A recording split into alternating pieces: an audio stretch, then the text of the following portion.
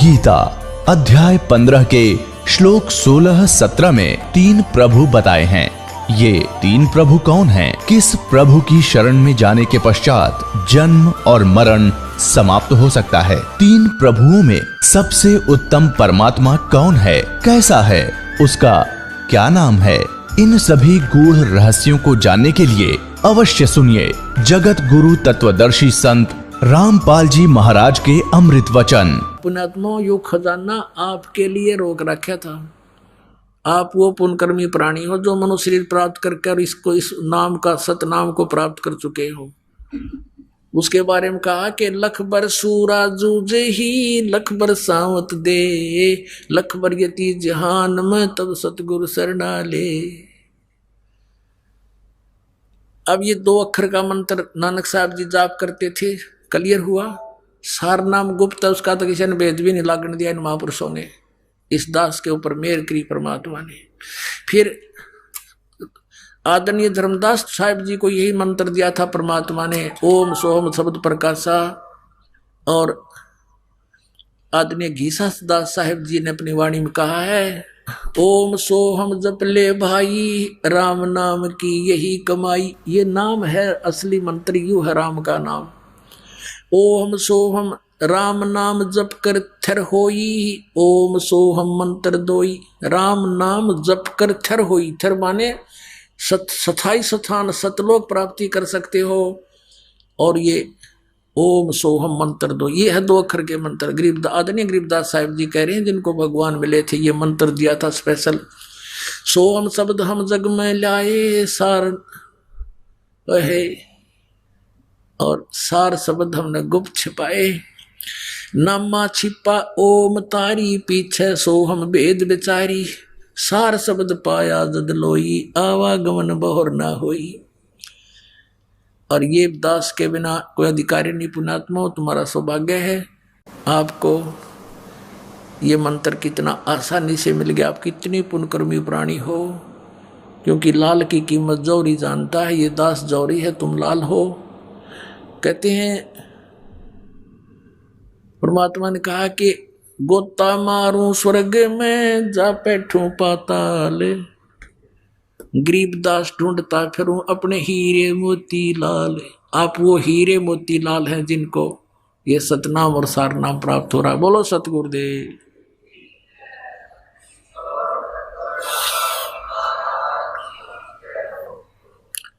परम पिता परमात्मा, पूर्ण ब्रह्म, पूर्ण परमात्मा, जो असंख्य ब्रह्मांड के स्वामी हैं, कुल के रचनहार हैं, हम सभी आत्माओं के वो पिता हैं, वो सत्य पुरुष हैं। वो कहाँ रहते हैं? सचखंड में रहते हैं, सतलोक में रहते हैं। वो अमर स्थान है, अविनाशी स्थान है। वो अविनाशी ही भगवान है। सतलोक के अंदर परमात्मा मनुष्य जैसे शरीर में, तेजो में शरीर में विराजमान है, नर आकार है। उनके एक रोमकूप में करोड़ सूर्य मिला दे, करोड़ चंद्रमा। उनकी रोशनी भी परमात्मा के एक रोमकूप की रोशनी से न्यून है, कम है। ऐसा तेजो में शरीर उस परमेश्वर का है। वहां पर ऐसी ही सृष्टि है जैसी यहां आप देख रहे हो, लेकिन वहां अकाल नहीं गिरता, वहां कोई काल नहीं गिरता, यानी सूखा नहीं होता, फ्लड नहीं आती। वहां का जो वातावरण है वो एक जैसा सुहाना रहता है। वहां बने शरीर ये 5 तत्वों के नहीं है, नाड़ियों का तंत्र उसमें नहीं है। वो एक तत्व से बने हुए होते हैं। उसमें वृद्ध अवस्था नहीं होती, वहां कोई रोग नहीं है, राग द्वेष नहीं है, क्योंकि वहां सभी को समांतर सुविधाएं प्राप्त है, कोई ऊंच नीच नहीं है एक मालिक को छोड़ के। हम पहले वहीं रहा करते थे। यहाँ कोई चींटी है, मच्छर है, जीवाणु है, उन सबके वहां पर अलग अलग बहुत बड़े महल बने हुए हैं और आज वो खाली पड़े हैं। हम अपनी मूर्खता से, अज्ञानता से, गलती से उस सुख को त्याग कर इस काल भगवान के साथ यहां आ गए। इसने यहां हमारा बहुत दुरुपयोग कर रखा है। ये हमारे साथ बहुत दुर्व्यवहार कर रहा है। आप देख रहे हो, किसी को कुत्ता बना दिया, किसी को गधा बना दिया, कोई सुअर बनकर मल खा रहा है। यदि मानव शरीर है तो उसको इतनी टेंशन पैदा कर रखी है कि आजीवन वो टेंशन में ही मर जाता है। और काम कितना है, 2 रोटी का रोला है। इस शरीर को जीवित रखने के लिए क्यों इतना यूं कच्चा शरीर मिल गया। इसमें दिन में 2-3 बार नहीं कुछ डाल लेंगे तो यूं काम करे नहीं। इसी को जीवित रखने के लिए खेतों में मजदूरी या कहीं और बिजनेस करना पड़ता है, और इसी को सुरक्षित रखने के लिए कपड़ों की आवश्यकता है।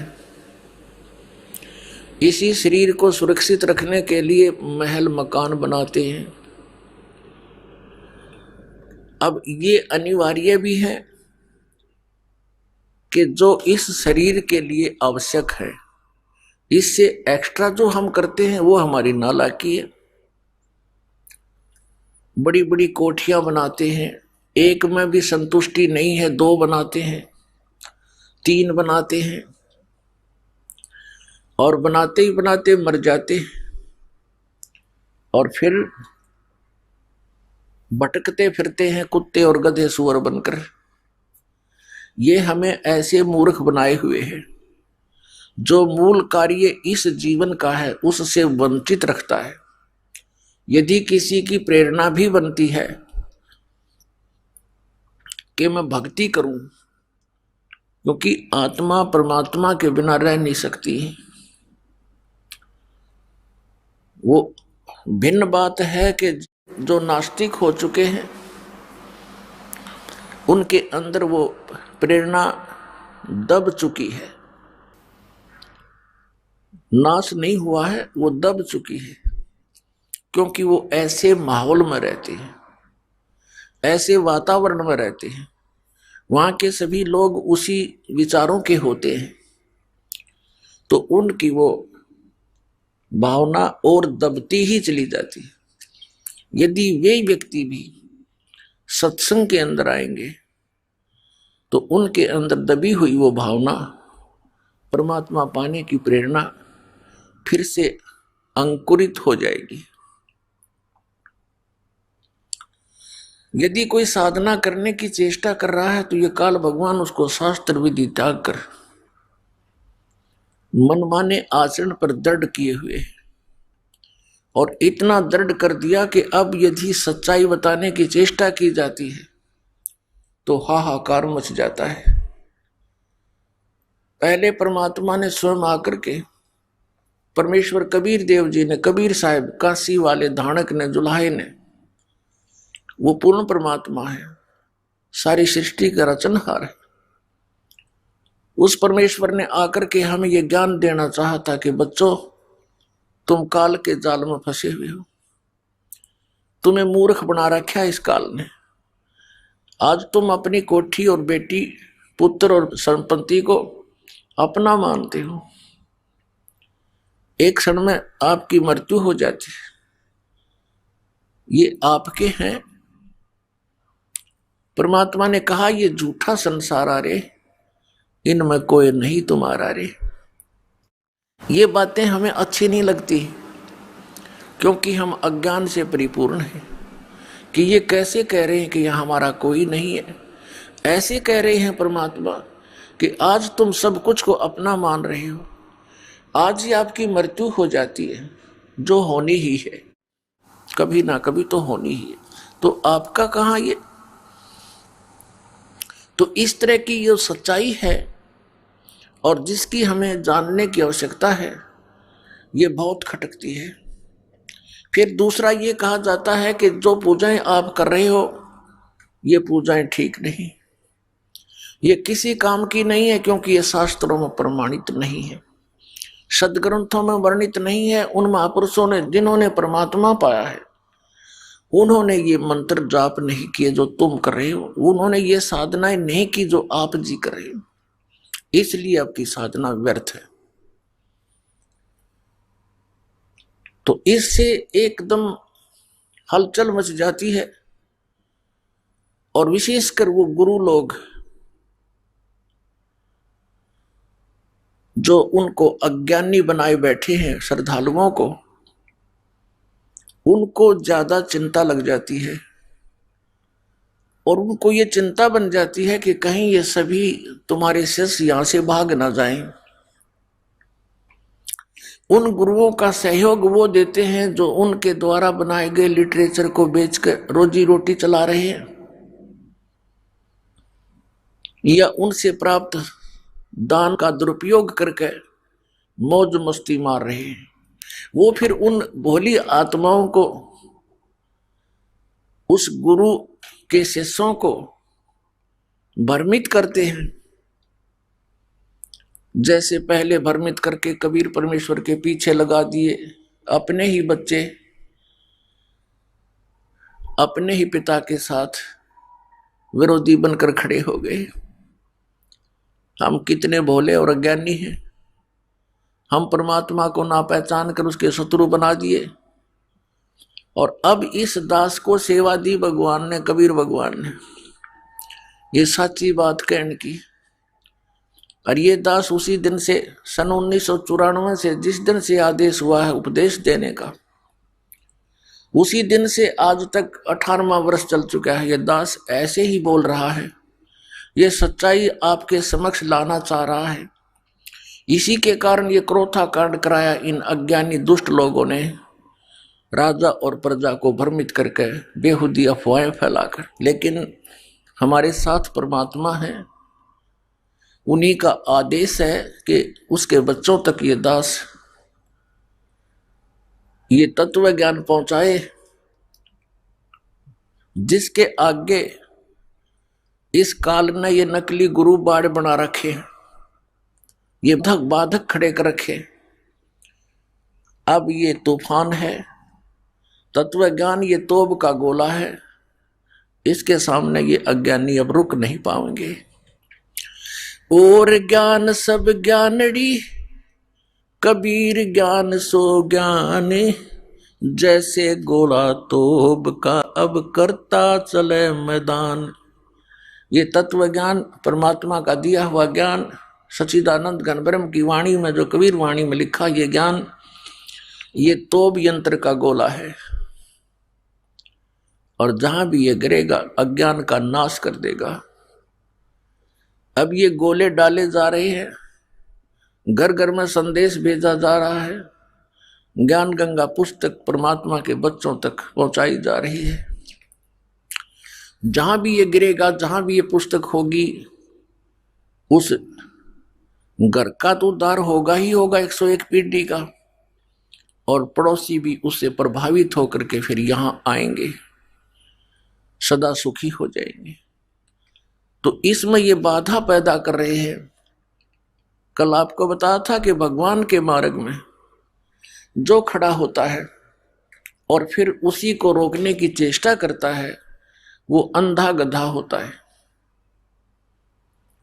अंधा गधा रेल की पटरी पर खड़ा था, रेल की गड़गड़ की आवाज से उसको आभास हुआ कि तुझे कोई डिस्टर्ब करने इधर ही आ रहा है।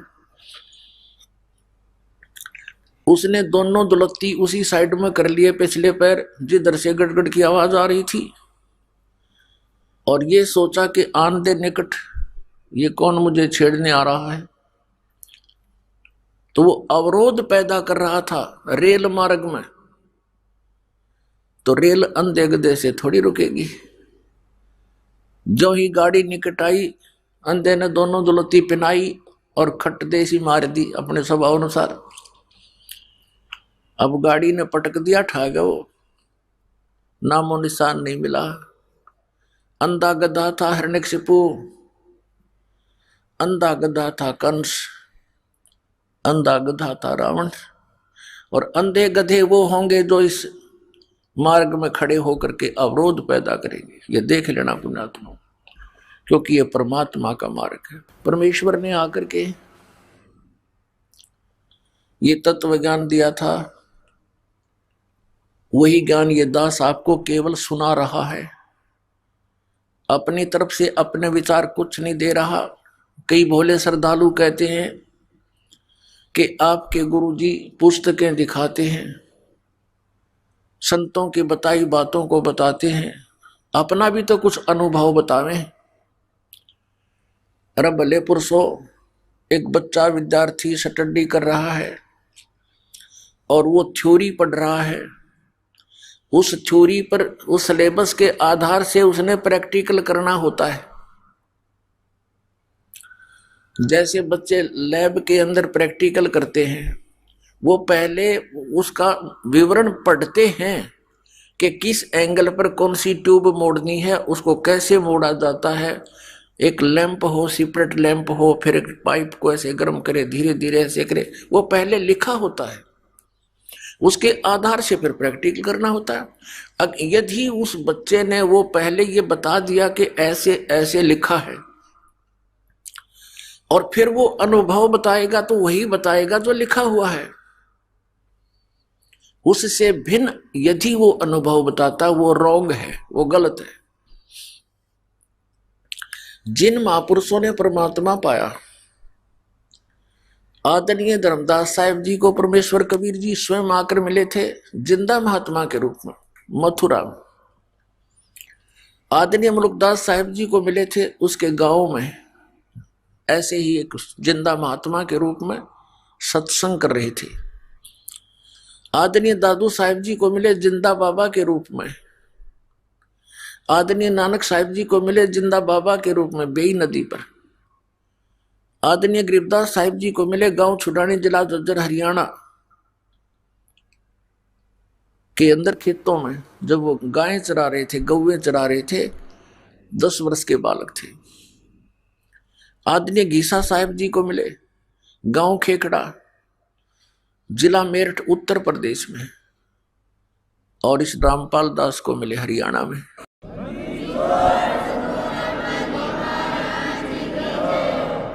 उस परमेश्वर ने जो भी अपने पाने की विधि, सतलोक जाने का जो मेथड उनको बताया, उन्होंने वही अपनाया, और वही वेदों में वर्णित है। लेकिन वेदों में कोड वर्ड है, सांकेतिक शब्द हैं, वो क्लियर नहीं है। उसके लिए यजुर्वेद अध्याय नंबर 40 के श्लोक नंबर 10 से लेकर 13 में, श्रीमद् भगवत गीता अध्याय नंबर 4 के श्लोक नंबर 32 और 34 में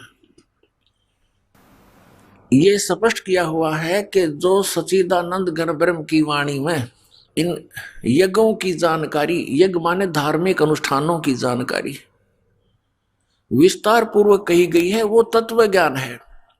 सच्चिदानंद ब्रह्म ने मुखे सच्चिदानंद घन ब्रह्म की वाणी में, यानी परमेश्वर ने स्वयं आकर के जो ज्ञान बताया है, उनके मुख कमल से बोली गई वो वाणी, कबीर वाणी में जो ज्ञान लिखा वो तत्व ज्ञान है।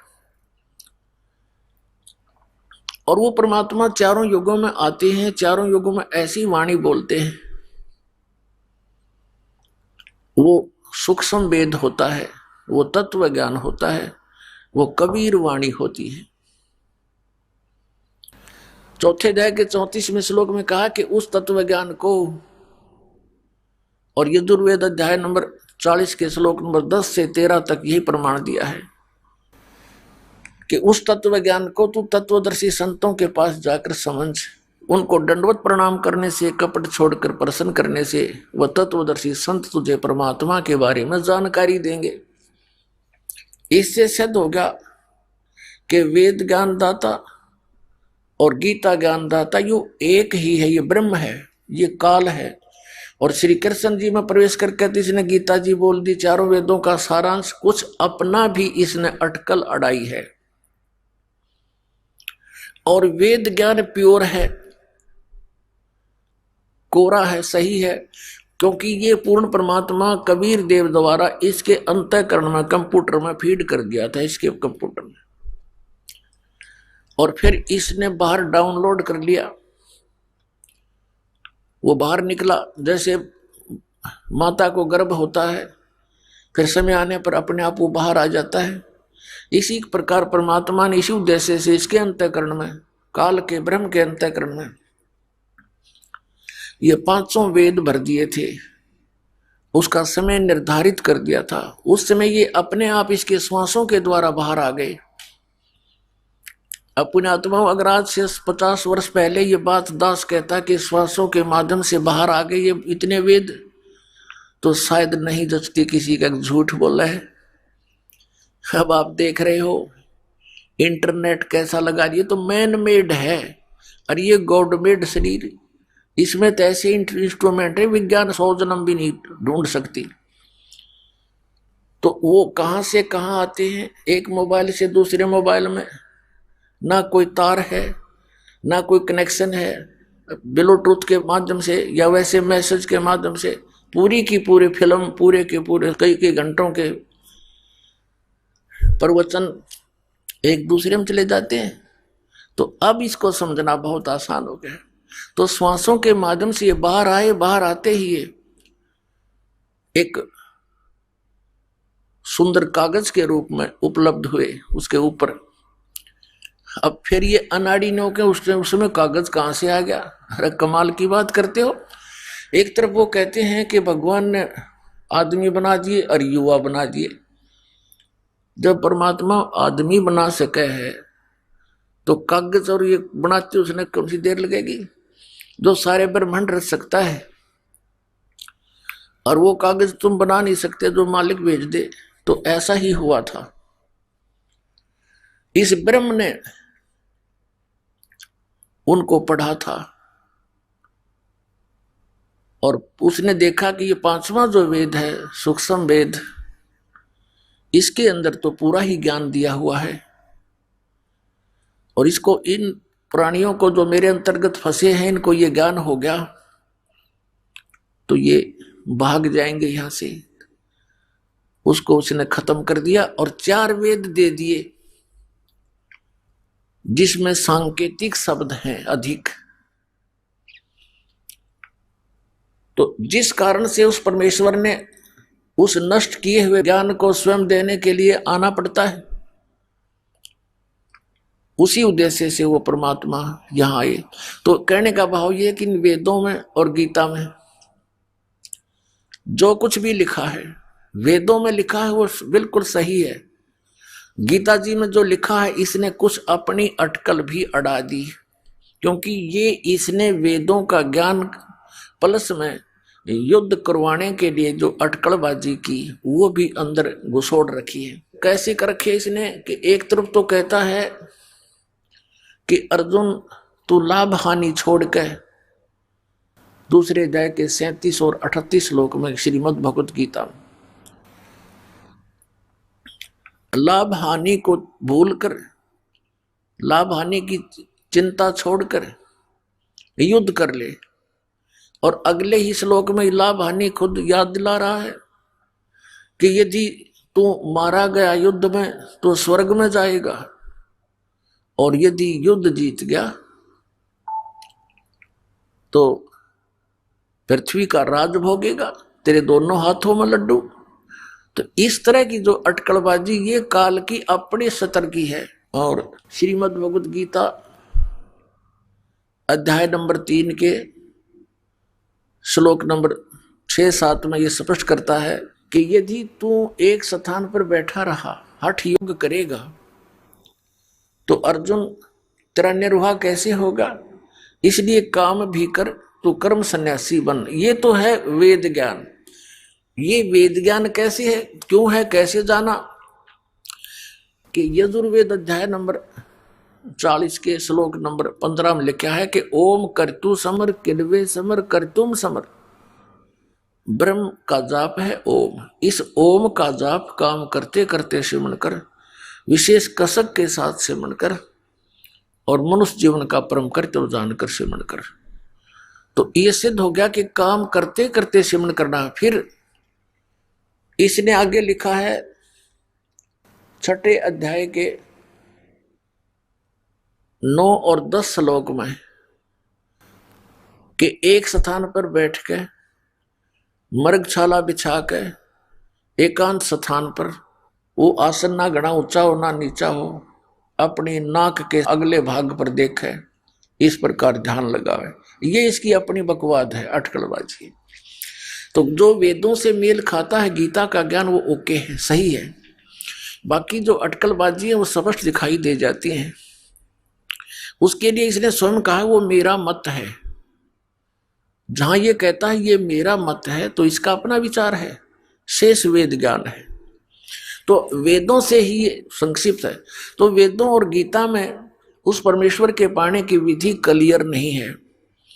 इसलिए परमात्मा कबीर जी, कबीर परमेश्वर, सारी सृष्टि के रचनहार, हमारे पिता, हम दुखियों को वो ज्ञान देने आते हैं और बताने आते हैं कि बच्चों तुम मेरी संतान हो, और इस विधि से तुम यहां भी सुखी रहोगे जब तक तुम जीवित रहोगे। यहां आपको आवश्यक वस्तुएं उपलब्ध होंगी, लेकिन इतना भी ज्ञान उन्होंने दिया कि आवश्यकता से अधिक यदि तू डिमांड करता है, फिर तू भक्त नहीं, फिर भक्ति नहीं चाहता, तू तो केवल माया ही कलेक्ट करना चाहता है। और माया को परमात्मा आपकी शत्रु बताता है। आप जी यहां पर अंडर ट्रीटमेंट है, और किसी को हाई ब्लड प्रेशर हो और वो व्यक्ति नमक और घी की डिमांड करे, तो डॉक्टर अलाउड नहीं करेगा। मरना हो तो खा ले भाई, लेकिन डॉक्टर नहीं कहेगा। हाँ, डॉक्टर इतना कहता है कि कुछ कम ले, जिसकी स्थिति ठीक हो जाती है कि थोड़ा ले। तो आपको आवश्यक वस्तुएं तो उपलब्ध कराएंगे परमात्मा, अनावश्यक आप डिमांड करोगे तो नहीं दी जाएगी, और आप केवल वही चाहते रहोगे, तो फिर आपकी या भक्ति नहीं चल पाएगी। आपको इस तत्व ज्ञान के अभाव से, क्योंकि ये डिमांड वही कर सकता जो तत्व ज्ञान से परिचित ना होता, इस पर दृढ़ता नहीं आती, तो फिर आप मांगते ही रहोगे, वो वस्तुएं मांगते रहोगे, भगवान आपको देगा नहीं, आप यहां से भाग जाओगे। फिर आपके साथ क्या बनेगी, और बुरी बनेगी। क्या बनेगी कि जिस व्यक्ति ने यहां रह करके 1 वर्ष, 2 वर्ष, महीने, 2 महीने, 6 महीने सतनाम प्राप्त कर लिया या नहीं किया, प्रथम मंत्र को भी छोड़ जाते हैं, तो इनसे आपकी बहुत भक्ति कमाई संग्रहित हो जाती है, संचित हो जाती है। वो भक्ति तो परमात्मा अपने विधान से आप जुड़वा रहा था कि इस भक्ति की शक्ति से ही तुम सतलोक जा सकोगे,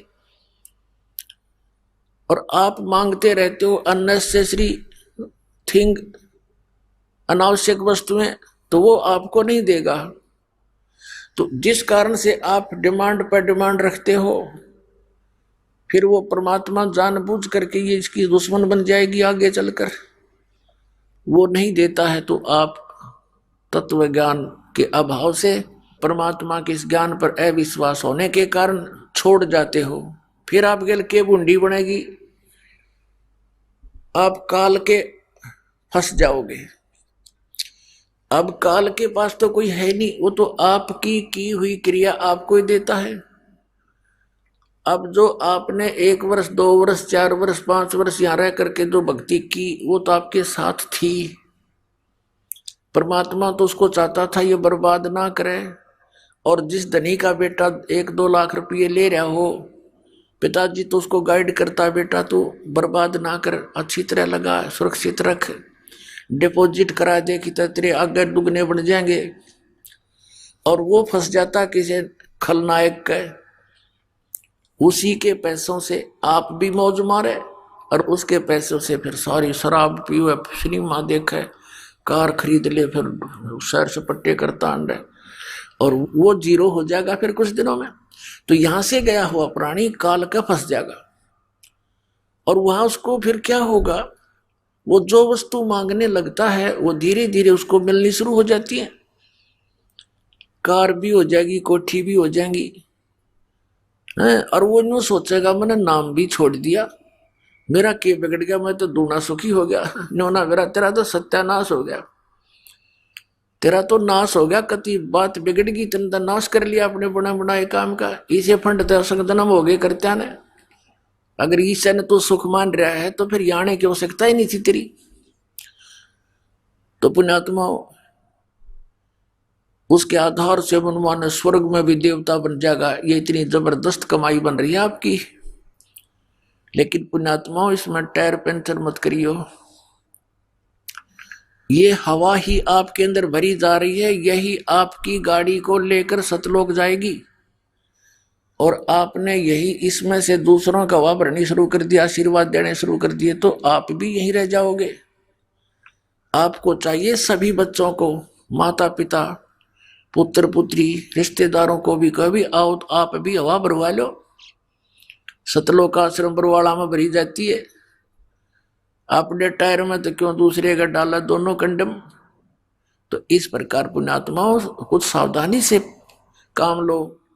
जैसे माता गर्भ को रखे यत्न बनाए, ठेस लगे ते छन्न होवे, तेरी ऐसी भक्ति नसावे। जैसे किसी बहन को गर्भ रहा हो और वो उसको कितना सुरक्षित रखने की चेष्टा करती है।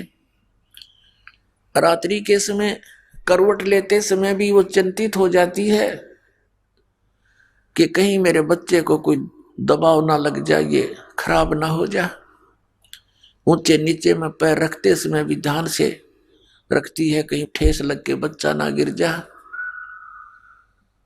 तो पुण्यात्माओं, आपको जिस दिन उपदेश मिल गया, आपके अंदर भक्ति बीज गिर गया।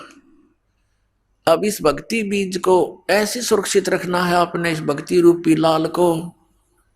जैसे माता गर्भ को रखे यत्न बनाए, और ठेस लगे तो यानी झटका लग गया तो क्षण होए, क्षीण हो जाएगा, नष्ट हो जाएगा, ऐसे भक्ति जावे। तो इस प्रकार आपने इस भक्ति को बड़ी सावधानी से बना के रखना है। सौभाग्य आपका कि आपको ये वस्तु मिल गई। उस उलझे हुए अज्ञान से ये तत्व ज्ञान बना के, नौ मन सूद सुलझा के आज आपके समक्ष रख दिया।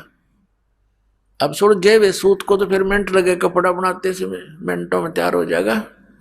ये सुलझा सुलझा सूत आपको दे दिया है, इसकी कदर करो, इसको ठुकराओ मत।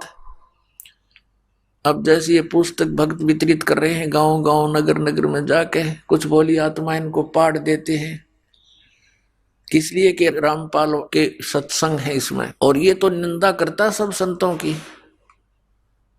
बताए भगवान कद टूटेगी इनकी या चौंध, कद समझेंगे ये भगवान को। इन अज्ञानियों ने इतना नाश कर रखा भक्ति का, ऐसे अंधे बना दिए जीवों को।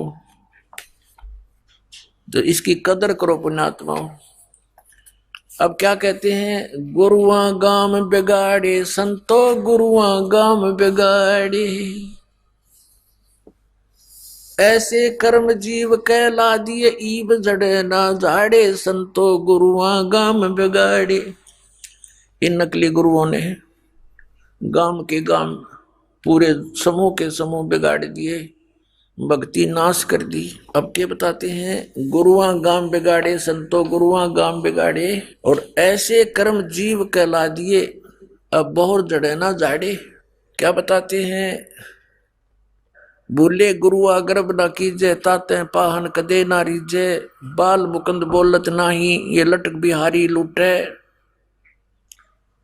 ये जो गलत साधनाओं पर आपको आधारित किए बैठे हैं ये नकली गुरु, उनके विषय में बता रहे हैं परमात्मा कि जो साधनाएं तुम कर रहे हो इस विधि से आपका मोक्ष नहीं हो सकता,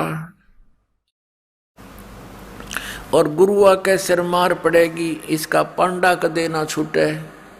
ये झूठे गुरु बन कर बैठ के बोली आत्माओं को गुमराह कर रहे हैं, इनका भार रख लिया सिर पे इन्होंने।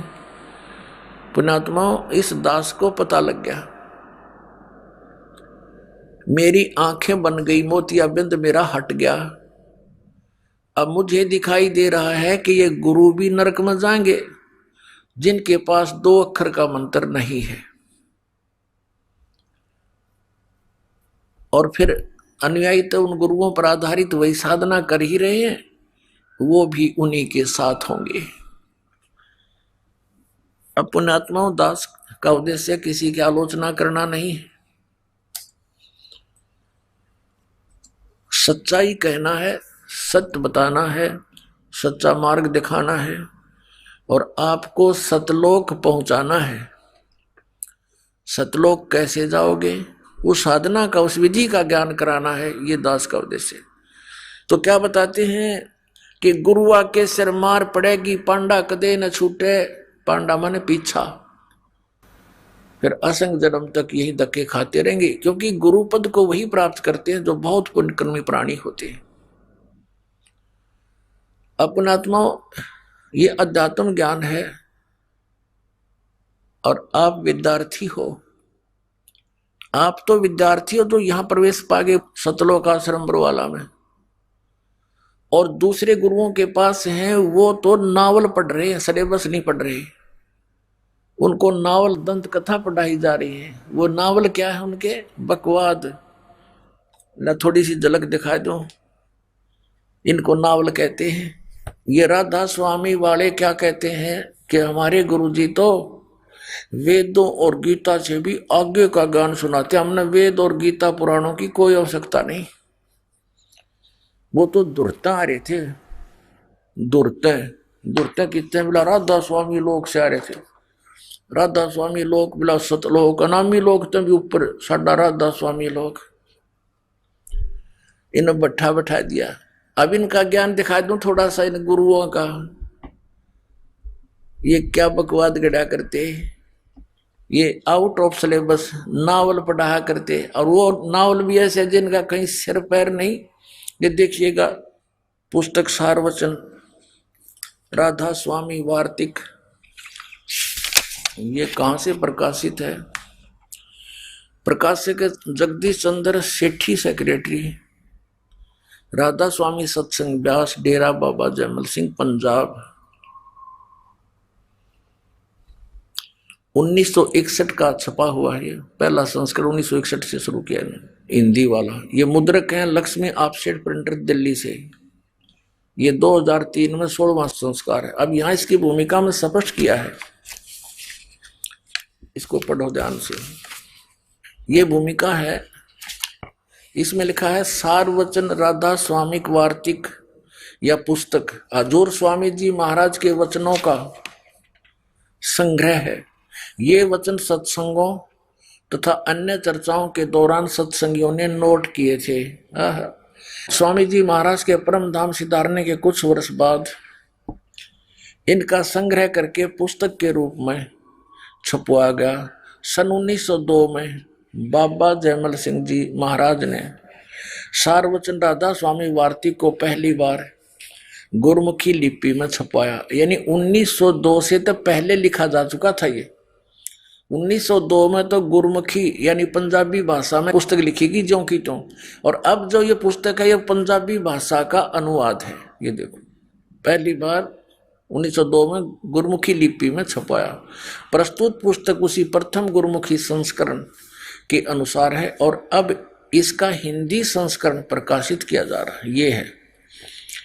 अब कौन है वो हजूर जी महाराज? स्वामी जी महाराज का शुभ नाम शिवदयाल सिंह जी था, जिसने राधा स्वामी पंथ का जो ना पंथ को स्टार्ट किया। तो राधा स्वामी पंथ का प्रवर्तक श्री शिवदयाल जी, आपने 25 अगस्त सन 1818 में आगरा शहर में जन्म लिया।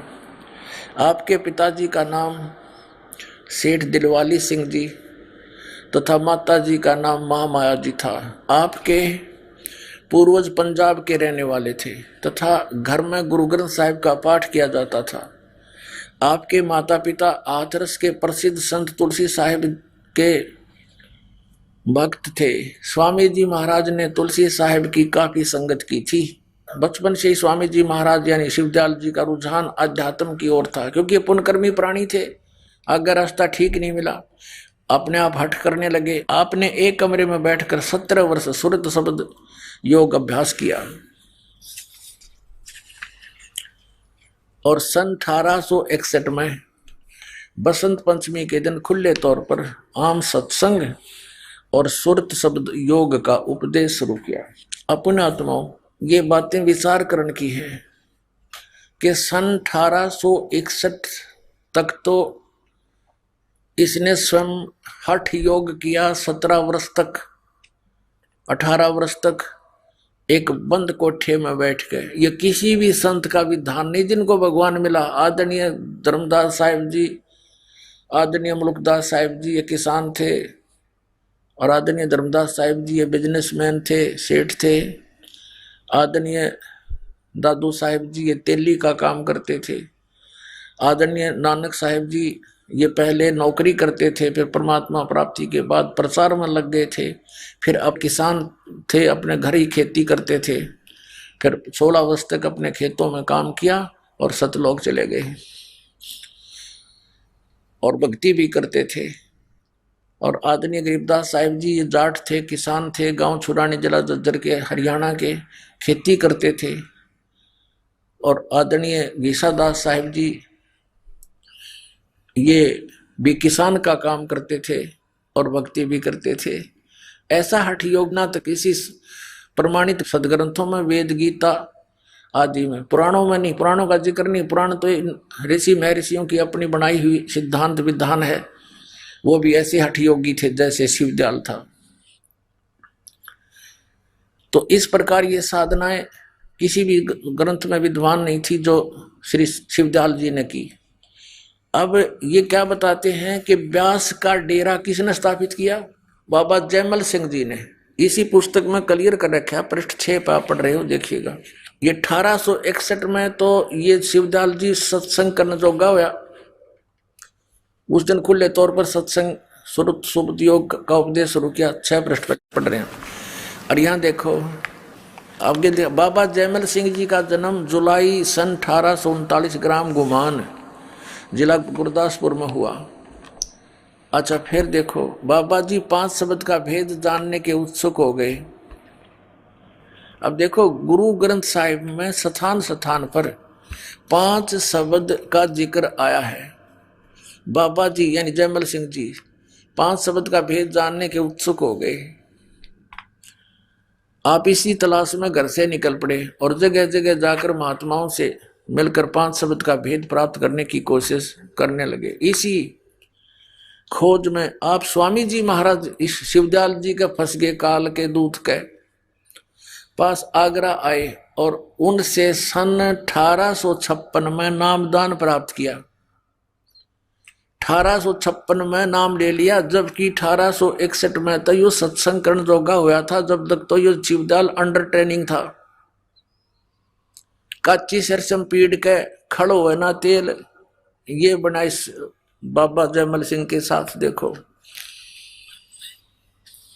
और फिर 32 वर्ष सेना में नौकरी करके 18 अगस्त 1889 में पेंशन प्राप्त करके रिटायर हुए तथा ब्यास नदी के किनारे आकर रहने लगे। ब्यास आकर बाबा जी महाराज ने वह सत्संग शुरू किया। यानी 1889 में इसने अपने आप सत्संग शुरू कर दिया। किसने? बाबा जयमल सिंह ने। और सन 1878 में 61 वर्ष की आयु में शिवदयाल जी की मृत्यु हो गई थी सन 1878 में। उसके 11 वर्ष बाद 1889 में अपने आप स्वयंभू संत बनकर बाबा जयमल सिंह ने ब्यास में डेरा स्थापित कर दिया। यदि इसको नामदान का आदेश होता तो उसी से मैं शुरू कर देता ये नामदान करना। जैसे इस दास को 1994 में आदेश कर दिया था मेरे पूज्य गुरुदेव ने कि नाम दिया कर। उस समय दास सर्विस करता था, जेई की नौकरी करता था। उसी दिन से नामदान शुरू कर दिया था और मई 1995 में 1 वर्ष लगभग नाम भी देता रहा, अपनी नौकरी भी करता रहा, सत्संग भी करता रहा संडे और सैटरडे को। फिर एकदम इतना परमात्मा की दया हुई, एकदम बहुत इस ज्ञान की जिज्ञासु हो गए और बहुत ज़्यादा संगत बनने लगी। तो 1995 में दास ने रिजाइन कर दिया नौकरी से और उसी दिन से नामदान शुरू कर रखा। इसे सिद्ध है कि इसको कोई नामदान का भी आदेश नहीं था। आदेश होता भी तो क्या होता, क्योंकि इनका ज्ञान एक आने का नहीं और फिर शिवदयाल जी का कोई गुरु नहीं, उनका कोई गुरु नहीं। और गुरु बिन माला फेरते, गुरु बिन देते दान, गुरु बिन दोनों निष्फल है, चाहे पूछो वेद पुराण। 1903 में जयमल सिंह जी की मृत्यु होगी। उन्होंने श्री सावन सिंह जी को अपना उत्तराधिकारी बना दिया और सावन सिंह जी के बहुत से शिष्य हुए। उनमें से मुख्य शिष्य थे श्री खेमामल सिंह जी, जिसको सामस्ताना भी कहते हैं। डेरा सच्चा सौदा सिरसा में अब डेरे की स्थापना कर ली, मनमुखी। और एक थे कृपाल सिंह जी, उन्होंने दिल्ली में स्थापना कर ली, मनमुखी। सावन सिंह जी का आदेश नहीं था उनको किसी को भी। अब कारण क्या था कि ये दोनों अपने आप को उत्तराधिकारी महसूस करने लग गए थे। श्री खेमामल सिंह उर्फ सामस्ताना और श्री कृपाल सिंह, जिसने दिल्ली में सावन कृपाल मिशन बना दिया, डेरा बना रखा है। तो इन दोनों को बाईपास कर दिया टकराव को टालने के लिए। किसने? सावन सिंह जी ने। और एक सरदार जगत सिंह को अपना उत्तराधिकारी बना दिया, उसके नाम वसीयत कर दी, लिखित रजिस्टर्ड। ये तो सारा आवा का आवा खराब है सतकर्मान जी और राधा स्वामी वाले का। आइए अब हम उन श्रद्धालुओं के अनुभव जानते हैं जो जगत गुरु तत्वदर्शी संत रामपाल जी महाराज जी से दीक्षा प्राप्त कर चुके हैं तथा उनके द्वारा बताए गए भक्ति मार्ग पर चल रहे हैं। बहन जी नमस्कार। सत साहिब सर। क्या नाम है आपका? मेरा नाम हरदीप कौर है। कहाँ से आए हैं आप? पंजाब, मंडी गोबिंदगढ़। क्या काम करते हैं? सर मैं टीचिंग प्रोफेशन में हूँ। संत रामपाल जी महाराज से कब जुड़े?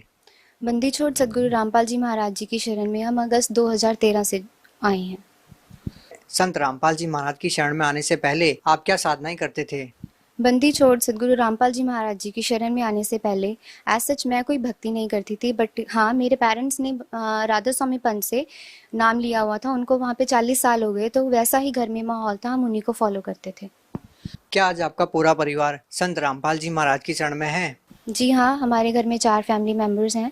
तो मेरे ब्रदर, मेरे डैडी, मेरे मम्मी और पापा, सब ने हमने वहीं से नाम लिया हुआ है। बहन जी पहले आप राधा स्वामी पंथ से जुड़े हुए थे, आपके माता पिता राधा स्वामी पंथ से जुड़े हुए थे, तो फिर आप संत रामपाल जी महाराज की शरण में क्यों आए और कैसे आए? एक्चुअली बंदी छोड़ सदगुरु रामपाल जी महाराज जी की शरण में हम एक हमारे भगत रमेश दास जी हैं, उन्होंने ज्ञान गंगा पुस्तक दी। वो भी पहले राधा स्वामी पंथ से जुड़े हुए थे। उन्होंने कहा कि आप वहाँ जाइए, वहाँ पे सतगुरु जो हम कहते हैं वो सच्चे गुरु आए हुए हैं, आप जाइए, वहाँ पे आपको लाभ होगा, ये सच्ची भक्ति नहीं है। तो हमने वो ज्ञान गंगा पुस्तक पढ़ी और ज्ञान गंगा पुस्तक जब उसके 10-12 पेज पढ़े, उसमें सृष्टि रचना पढ़ी कि परमात्मा आकार में है, वो सशरीर है, उसका नाम कबीर है, जो कि हमें आज तक यही बताया गया है कि परमात्मा निराकार है। वहाँ पे हम एकदम शॉक हो गए, वी गॉट अमेज्ड, और हम वहाँ पर जाके बंदी छोड़ सदगुरु रामपाल जी की महाराज में शरण में जाके वहाँ पे हमने नाम ले लिया। आप लोगों के साथ ऐसी क्या घटनाएं घटी कि आज आप संत रामपाल जी महाराज को भगवान मानते हैं? सर चमत्कार तो इतने हैं कि आप शायद माइक लेकर खड़े हुए थक जाओगे। मैं कहूँगी 7 समंदर की मसी करूँ, लिखनी करूँ बन रहा है, धरती का कागज करूँ, गुरुगुणों लिखा ना जाए। मेरे परमात्मा बंदी छोड़ सदगुरु रामपाल जी महाराज में उन्होंने इतनी कृपा करी है, इतनी कृपा करी है कि मैं आपको इस जुबान से शायद ना बताऊं, लेकिन फिर भी जो छोटे मोटे लाभ हुए हैं वो मैं बताना चाहूँगी। सबसे पहले आध्यात्मिक लाभ। आध्यात्मिक लाभ में हमें ये हुआ कि जो सच्ची भक्ति है, कि जैसे हमें बताया गया था, आज तक बताया जा रहा था कि हाँ परमात्मा निराकार है, लेकिन एक्चुअल में वेदों में, कुरान में, बाइबल आदि जो श्री गुरु ग्रंथ साहिब है, सब में यही लिखा हुआ है कि परमात्मा सह शरीर है, उसका नाम कबीर है। वो आध्यात्मिक लाभ हुआ, मन को शांति मिली, मानसिक लाभ हुआ। शारीरिक लाभ मैं अपने पे अगर बताऊं तो मैं बहुत ज़्यादा बीमार रहती थी। जैसे मेरे को थोड़ी सी चीज़ खाने पे ही कोल्ड हो जाता था। मेरी कोल्ड की मेडिसिन कुछ ना कुछ चलती रहती थी, तो मेरे को यही बोला गया था you are allergic to the dust and so on. So I use to aware, like मैं दूसरों चीज़ों से दूर रहना की कोशिश करती थी, फ्रूट्स वगैरह नहीं खाती थी। बंदी छोड़ सदगुरु रामपाल जी महाराज जी की शरण में जाने के बाद मैं आज कोई भी फ्रूट है, कुछ भी है, चाहे डस्ट है, मेरे को वो बिल्कुल इफेक्ट नहीं करती है। I can eat everything, I can go anywhere, मैं कुछ भी मतलब आज करने में सक्षम हूँ। दूसरा ये है कि मेरी पीठ की रीढ़ की हड्डी में ऊपर की तरफ जब टीचिंग कंटिन्यूसली कर रहे हैं या कोई काम कर रहे हैं, दर्द होना शुरू हो जाता था। तो हमें घर में इस बात की टेंशन हुई कि हम क्या करें। तो हमने सोचा कि चलो डॉक्टर से दिखाना चाहिए, जो बोन का डॉक्टर है। तो उससे पहले हमने बंदी छोड़ की से अर्ज लगाई कि परमात्मा ऐसे होता है, क्योंकि हमें पता है कि हमारे पूर्ण परमात्मा ही सारे दुखों को दूर कर सकते हैं। तो बंदी छोड़ ने कहा कि परमात्मा भली करेंगे। वो दिन है और आज का दिन है कि एक हल्की सी ठंडक मिली उस जगह पर, और आज तक मुझे वो दर्द नहीं हुआ। उसके बाद घर में बहुत सारे लाभ हुए हैं। जैसे मेरे डैडी, जब हम वहाँ पर गए तो मेरे डैडी व्हील चेयर पर गए थे, उनका बंदी छोड़ सदगुरु रामपाल जी महाराज जी की शरण में। जब हम वहाँ पर गए तो मेरे डैडी का डायलिसिस हो रहा था, लेकिन वो डायलिसिस प्रॉपर नहीं होता था। 3-4 बार उनको सुई लगाई जाती थी। यहाँ पे फिस्टुला होता है तो उसमें मशीन में लगाया जाता है, लेकिन प्रॉपर लगती नहीं थी, और मेडिसिन भी प्रॉपर नहीं लग रही थी। खाना अंदर नहीं जा रहा था, वो हर वक्त बेड पे लेटे रहते थे। बेड पे जब वो लेटे होते थे, हमें रात को भी डर लगता था कि सांस चल रही है नहीं चल रही। मैं उठकर आकर देखती थी। मतलब परमात्मा की इतनी दया हुई। जब हम वहाँ गए तो परमात्मा को डैडी ने कहा कि परमात्मा कि बस मुझे इतना वो कर दो कि मैं चलकर जब नेक्स्ट टाइम आऊँ, मैं व्हील चेयर पे नहीं, चल के आऊँ अपने पैरों पे। तो हम जब हफ्ते बाद गए तो परमात्मा की इतनी रजा हुई कि मेरे डैडी अपने पाँव पे चलकर गए, जो कि it was a miracle for us. हमें लगता नहीं था कि हमारे डैडी शायद इतनी ही जिंदगी होगी। जब उनको खुद बाथरूम तक लेकर जाना, हम बाथरूम की कुंडी तक नहीं लगाते थे, डर रहता था। उनको उठा के मैं खुद लेके जाती थी, कभी ब्रदर, कभी मैं, कभी मम्मी। आप सोच सकते हो कि घर में बड़ा family member, head of the family, अगर ऐसी सिचुएशन में है तो घर के कितनी प्रॉब्लम्स होंगी। बंदी छोड़ ने वो ठीक कर दिया, और परमात्मा की रजा है कि वो डायलिसिस, वो मेडिसिन सब वही है, लेकिन वो प्रॉपर अच्छे से सूट कर गई। और डैडी अब काम पे भी जाने लग गए हैं, घर बार भी देख रहे हैं, सब अच्छे से चल रहा है। उसके बाद मेरे ब्रदर के एक लोहे का छर्रा चला गया था। जैसे हम कंस्ट्रक्शन का काम करते हैं मेरे ब्रदर, तो वो फट्टे वगैरह काट रहे थे मशीन से, तो लोहे की जो पत्ती होती है वो कट के मेरे ब्रदर की बाजू पे चली गई। वो इतनी ज़्यादा बड़ी थी। हम डर गए, डॉक्टर से कंफर्म करा कि हाँ जी क्या हो सकता है। वो बोले ऑपरेट करना पड़ेगा, पूरी नसें देखनी पड़ेंगी, कुछ भी हो सकता है। हमने बंदी छोड़ से अरज लगाई, परमात्मा के आगे दंडवत करा। परमात्मा ने फिर वही कहा कि परमात्मा भली करेंगे।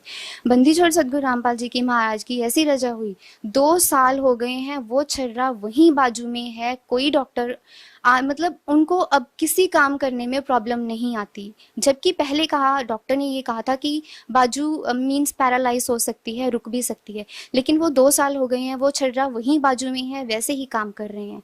द नेक्स्ट इज आर्थिक लाभ। जो आर्थिक लाभ हुआ है हमारे घर में पैसे की, no doubt we belong to middle class family, थोड़ा बहुत तंगी थी, लेकिन डैडी के डायलिसिस के बाद होने लगी है। लेकिन जब परमात्मा की बंदी छोड़ सतगुरु रामपाल जी महाराज जी की शरण में आए तो हमें पता नहीं चलता। मेरी मम्मी की एक वो थी कि हम इतना नहीं कर सकते हैं सेवा के लिए, तो मैं क्या करूं, परमात्मा आप थोड़ा सा तो हेल्प करो। तो जहाँ पर हम जोत लगाते हैं बंदी छोड़ की, वहाँ पर हमें 10,000 रुपए पड़े मिले। हमने सबसे पूछा घर में ये किसने रखे हैं, तो सबने बोला कि हमने नहीं रखे, तो वो हमने वैसे ही परमात्मा की उसमें वो कर दिया। लेकिन आप सोच के देखिए कि 10,000 रुपये छोटी सी अमाउंट नहीं होती है। उसके बाद कभी 200, कभी सब्जी के लिए पैसे नहीं होते थे, कभी कुछ लेने के लिए पैसे नहीं होते थे। परमात्मा ऐसे दया कर रहे हैं, कभी 200, कभी 500, कभी 100, और ऐसे ऐसे नोट होते हैं आप सोचोगे कि शायद एटीएम से निकाल कर लाए हैं। मेरे डैडी डायलिसिस करवाने गए तो वो घर से, आपको बताए, थोड़ी बहुत अमाउंट होती है, वो 4,000 लेकर गए थे। वहाँ पर जाके उन्होंने जब अपनी बिल पे करा, उसके बाद उनका जैसे पर्स खाली होना था, परमात्मा ने वो पर्स खाली नहीं रहने दिया, उसमें 1,000 रुपए का नोट अलग से था। वो घर आए, उन्होंने पूछा इसमें नोट किसने रखा है, क्या किसी ने इसमें 1,000 रुपए रखे? हमने कहा नहीं, हमने तो नहीं रखे। तब पता चला, सतगुरु कहते हैं कि ये तो रूंघे में दूंगा, ये सब आपको रूंघे में मिलेगा, और वही सब हो रहा है। हमें सच्ची भक्ति, पूर्ण परमात्मा मिल गए, और जितने लाभ हैं आज तक लाभ होते ही जा रहे हैं। बहन जी, जहाँ आज भारत साइनिंग इंडिया की बात कर रहा है, कंप्यूटर का जमाना है, क्या वास्तव में एक नाम जाप में इतनी ताकत है कि ऐसे मिरेकल्स हो जाते हैं जैसे कि आप बता रहे हैं? जैसे कि आर्थिक लाभ, जैसे कि आपने बताया कि आपके फादर को ऐसी बीमारियां थी जो बहुत ही ज़्यादा गंभीर बीमारियां थी, और एक नाम जाप करने मात्र से वो चीज़ें ठीक हो गई। क्या ये वास्तव में ही सही है? मैं यहाँ पे एक चीज़ दिखाना चाहूँगी, एज कंसर्न करा आपने टेक्नोलॉजी के साथ। मेरे फादर को हेपेटाइटिस बी हो गया था, काला पीलिया जिसे बोलते हैं, और जो सच्ची में ये बोला जाता है कि बहुत ज़्यादा खतरनाक होता है घर के फैमिली मेम्बर्स के लिए भी। ये उसकी पहली रिपोर्ट है जिसमें यहाँ पे रिएक्टिव आया हुआ है, और हमने बंदी छोड़ से अर्ज लगाई, और कुछ टाइम बाद वो यहाँ पर रिपोर्ट देखिए कि नॉन रिएक्टिव आई हुई है। This is HSAB, here it is reactive, and now after few months it is non-reactive here. आपके पिताजी को जो काला पीलिया था वो संत रामपाल जी महाराज से जुड़ने से पहले था या बाद में हुआ? ये जुड़ने से पहले हमका डायलिसिस हो रहा था, लेकिन उनको जुड़ने के बाद हुआ। लेकिन जब हमने परमात्मा से अर्ज लगाई तो वो भी ठीक हो गया। मीन्स कोई भी बीमारी हो, परमात्मा सब ऐसे ही टाल देते हैं। मिरेकल्स तो एक कहने की बात है, परमात्मा जो चाहे सो करे। भगत समाज को क्या संदेश देना चाहेंगे? मैं भगत समाज को यही संदेश देना चाहूंगी कि मानुष जन्म दुर्लभ है, मिले ना बारंबार। जैसे तरवर से पत्ता टूट गए फिर ना लगता डार। आप आइए, जल्दी नाम लीजिए, क्योंकि ये ग्रंथों में प्रमाण है। कहते हैं 2.5 अक्षर प्रेम के पढ़े सो पंडित होए, पोथी पढ़ पढ़ जगमुआ पंडित भया न कोई। 2.5 अक्षर प्रेम के पढ़े सो पंडित होए।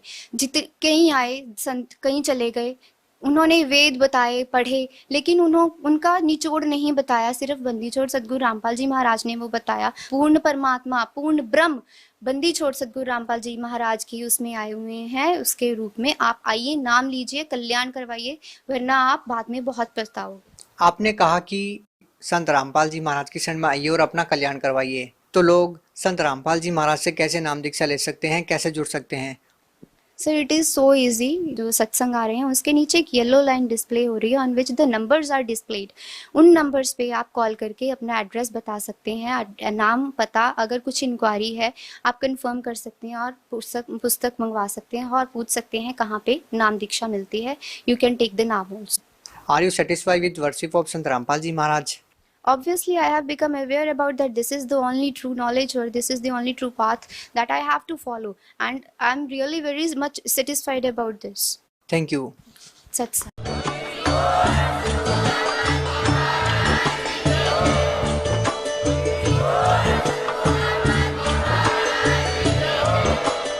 आप सुन रहे थे जगत गुरु तत्वदर्शी संत रामपाल जी महाराज जी के मंगल प्रवचन। अधिक जानकारी के लिए विजिट कीजिए हमारी वेबसाइट www.jagatgururampalji.org। संत रामपाल जी महाराज जी के शुभ आशीर्वाद से पूरे विश्व भर में 500 से भी ज्यादा नाम दीक्षा केंद्र हैं, जिन पर संत रामपाल जी महाराज जी द्वारा ऑनलाइन निशुल्क नाम दीक्षा दी जा रही है। अपने नजदीकी नाम दीक्षा केंद्र का पता